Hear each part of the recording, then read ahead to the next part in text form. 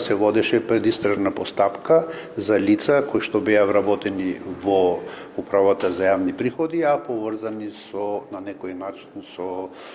Кочанскиот предмет, со тоа што во текот на минатиот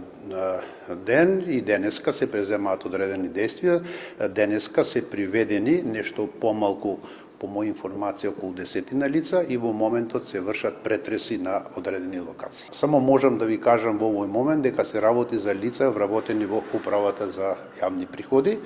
а за кривични дела, тоа прва ќе видиме, меѓутоа првичните сознанија се за кривични дела злоупотреба службена положба, овластување и примање и давање мито. Доколку е злоупотреба на службена положба и овластување, тоа значи последните 5 години, односно може и последните 3, а во однос на другите кривични дела, во однос на подкупот, рокот е поголем.